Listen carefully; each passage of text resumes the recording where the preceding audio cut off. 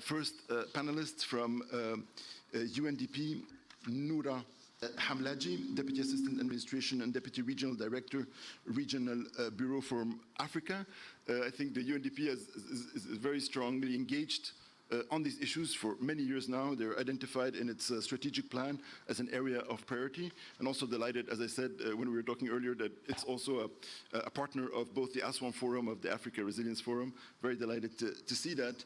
So what a bit is from your experience, also bearing in mind you're the Secretariat of the International Dialogue on Peace Building and State Building, how do you see the lessons learned from your work on the taking forward the partnerships on the nexus, and particularly given the polycrisis, the increased challenging with the convergence of conflict, fragility, and other challenges in this current landscape?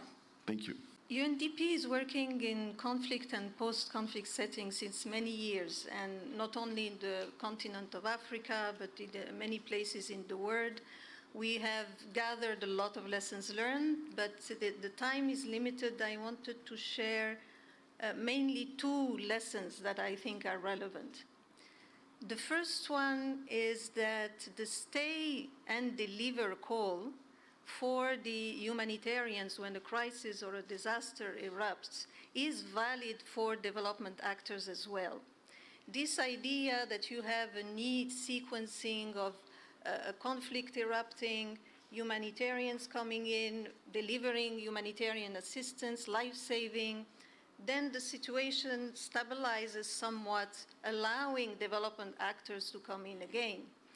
This need sequence is not valid anymore, and for a simple reason. Most of the conflicts we have in Africa, but unfortunately around the world, last for years. They are protracted crises.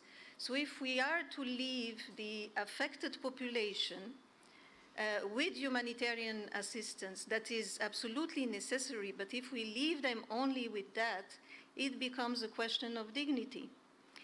The affected population are like you and me. They would like to be able to earn a living, to be able to cater for themselves, their families. So it is very important that development actors work hand in hand with humanitarian actors on the livelihoods, on providing opportunities for affected population, on durable solutions for IDPs. That's why it's important that we are in from the beginning. Now, to illustrate, to give a concrete example how we do that in UNDP, we roll out in conflict area like Lake Chad with Boko Haram, but also we saw in the video Mozambique in Cabo Delgado, we roll out stabilization interventions. If I take the example of Cabo Delgado, as soon as the cities of Mocimboa da Praia and Palma were liberated by the military, we came in the support of the government to rehabilitate the cities that were left destroyed by violent extremism.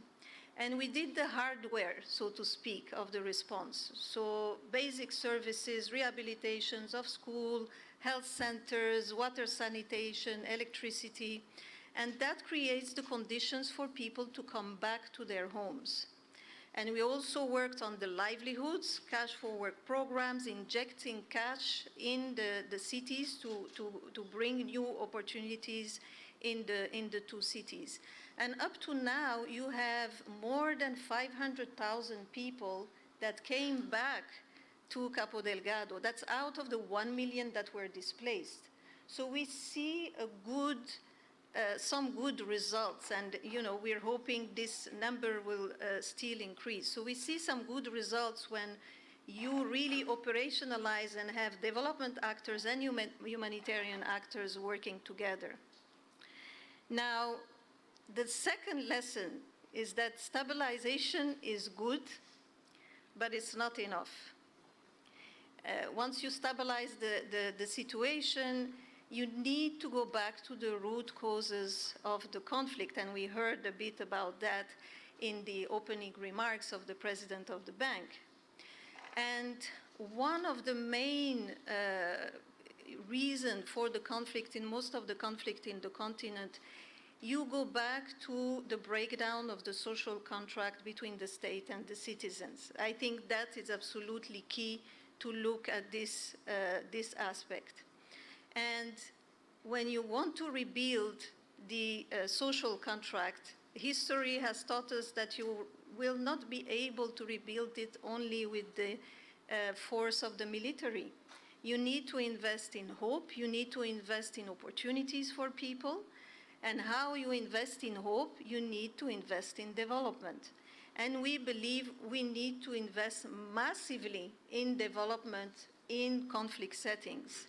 It's just not a little bit of investment or a little bit of stabilization. We need massive investment coming in a conflict setting. And there are three areas. The president of the bank mentioned three. I will mention some that are, more or less equivalent. One is the job creation, especially for youth and women. The second, basic services, especially access to electricity. There is no development without access to energy, access to electricity. And one that was not mentioned is the good governance. So we believe these three are key, and there are others, of course. And when a conflict erupts, it is very important, and we believe also that it is not a time to freeze development assistance, as we can see in some places in the Sahel, for instance. It is also not a reason when we have conflict to crowd in the concessional financing in stable middle-income countries. We need to be able to bring the financing in conflict area to have this massive development assistance. So I will give two concrete examples so that we don't stay too much in the theory. So how we are doing our share in UNDP. If I take the example of the basic services, electricity, we're rolling out the Africa mini-grid program, and we targeted 21 countries, most of those countries in conflict settings, the Sahel countries, the Horn of Africa, but we have also Central Africa with DRC. And we're investing 45 million in grants from the Global Environmental Facility to de-risk the investment in Africa mini-grid to provide clean and affordable energy to people. We were able to mobilize co-financing of over 700 million. That will allow us to give electricity to 33 million in those fragile areas that we have targeted. And our ambition is to raise to 100 million people. So those are concrete examples. I would like to give, and I will finish there, I would like to give another example that I think is important because most of the development investment that are done in the continent today are done by national budget. They are far greater than any ODA, be it grant or concessional financing. I mean, the difference is quite big. So we need to work and support government on their national development investment. And this is what we do, for instance, in DRC. We are supporting the government to design and implement a 1 billion program, local development program, that will bring basic services to the poorest territories in DRC, including those territories of the East that have been, trapped in this cycle of fragility for years. So bringing, again, school, health centers, water and sanitation, and things that in some of those areas, I can tell you, people have not seen that for years. We believe that massive development investment will bring massive development dividend, but most importantly, it will bring massive peace dividend. That's the link that we want to make, because you need to invest in development to break the cycle of fragility that we have in some of our region. Thank you. I open now. I think there has been some different comments made by different speakers. I don't know if they wish to comment on some of the points made. The point on weak capacities in our continent, the need of stronger institutions to take forward some of these challenges. Maybe that's a point. And the challenges relating to regional dimension of some of the crises we face, and in terms of also root causes and addressing root causes. So I don't know if, Noura, you wish Yes. to add something? On the regional dimension, one of the things we have tried, and I think with success, when we take the Lake Chad Basin that was mentioned, we try to anchor our work in regional organizations as well.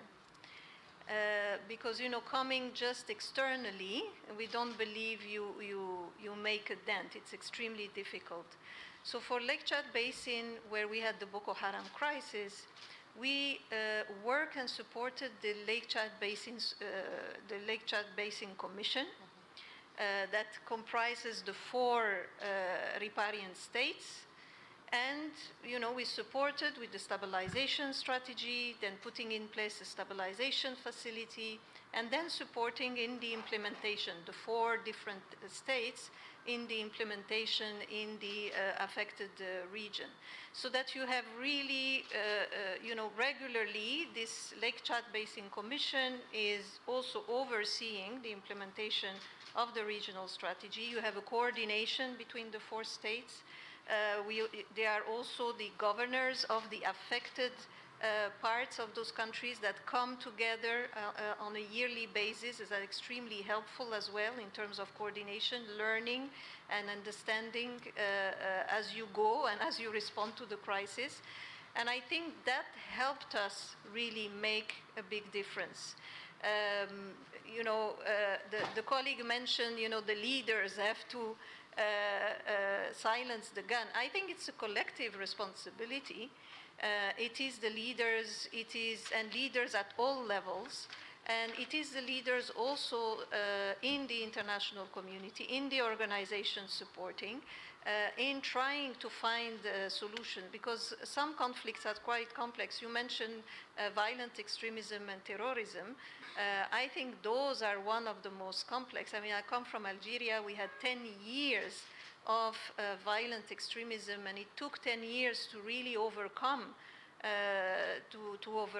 this instability that was in the country. And it took the leaders, the state, it took the communities, it took the partners. It's really a collective effort if we are to make a dent. So on the regional one, really focusing, anchoring on the regional organization is key. Coming from outside is extremely difficult. We are not organizations that are regional in nature. So for us to respond at the regional level is quite complex. And you need this regional leadership, national leadership is absolutely key. On the capacity, I think we can propose also to support with capacity. I mentioned the example of DRC. This 1 billion project we supported with the design of the project, the targeting of the poorest territories in the DRC. There are a lot of support that can be brought in, and I think this will be key in the future. Again, I go back to the idea, and I'm maybe repeat that many times.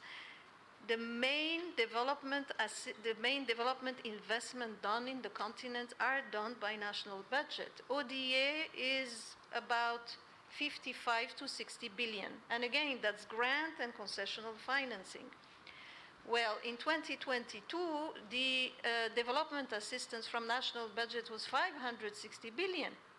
So that, it's really much bigger. So we need to focus also on the capacity of those governments to have their own investment, to strengthen their own investment, and most importantly, to strengthen the impact of the investment so that it affects the vulnerable population. I think that's a very important role that we need to look at. And another number I would like to mention that is also unacceptable in a way, you have 70 billion of inefficient spending. That's more than the ODA that's coming in the continent. So I think there is big room, and that talks to the capacity. There is big room to really come in the support of those national investment as well. So I'll stop here. peace and for the strengthening of the state. My question has to do with border zones. We know that these are areas where there's a fragility and vulnerability, but then in decentralization, we realize that increasingly states are absent, or those zones have been left behind, and to that adds up the problem of the drawing up of boundaries, and so those areas are fertile lands for conflicts, and those are the areas that terrorists like to go to. So my question is, how do you think of helping the states to help those members of the population that suffer from vulnerability and fragility more than any other parts of the countries? Thank you. Recently, I was Minister Special Advisor to the President of Niger until a couple of months ago. And so just maybe one dimension to what has been presented, and thank you very much for really the quality of the intervention. It's the youth. I mean, all that we've been discussing, I mean, it's need time, right? And it need to be also forward-looking.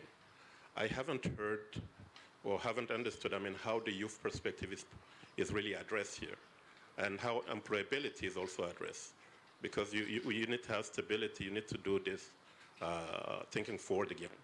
And all this in mind of, or in line of the fourth industrial revolution, right? So when we talk about education or training, we tend to train the youth really in, we're giving them skills that they won't be able to take advantage of.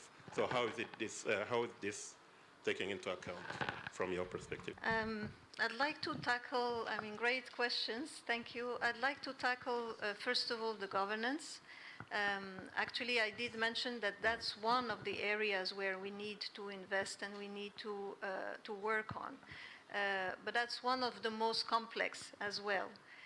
For instance, in UNDP, we tackled even the current unconstitutional change of governments in the continent. And I think it's very important that we look at it. We just issued a report, Soldiers and Citizens, on unconstitutional changes of government and how the international community and how us as UNDP playing our part, we could support some transition, important transition that will take place in those countries. So we discuss about the importance of elections, the timing of elections. Sometimes we put too much emphasis on election as the main democratic moment, which is sometimes not a good idea. So the timing is very important, and also all the parts of governance and democratic governance that need to be looked at. So how to accompany transitions, we believe is extremely important and will be now very topical with with all the unconstitutional change of government that we have in the continent. So governance, absolutely, it's absolutely key. On the border, another thing that we try to do, we have established an Africa Borderland Center to actually focus on issues of the border. So, Sahel, in different places. And they look at possible solutions. They have piloted many solutions in support of the different states to see, how could you tackle those issues of the periphery. In Sahel, it is clear that in the periphery, this is where we have the most difficult challenge to tackle. And also the absence of the state in some of those places is also the challenge where we need to find a solution. On the youth, I couldn't agree more on the youth, and especially looking at the future, how to invest in the future and innovation. And again, I go back, Marie-Laure has mentioned it a lot about the partnership. We cannot do it all alone. Again, in UNDP, we have partnered with the Tony Elumelu Foundation to provide in the Sahel, again, I go back to the fragile areas, in the Sahel, training, but also access to finance to young entrepreneurs. but also looking at digital technology as well. So, we push the agenda because you have a lot of innovations, even in conflict areas. And we were able, in the span time of a year, to reach 4,000 entrepreneurs in 3 countries. So, of course, we need to do more, but others are playing a role. But it's absolutely key that we invest more and more in youth. And I go back to the social contract. And the trust that was mentioned. I mean, this broken social contract and trust between the citizen, their state, but also their regime, their type of regime. And I think this is something we need to work on. Working with the youth is not only an economic issue, it's also a social and political issue. We shouldn't forget that. Thank you.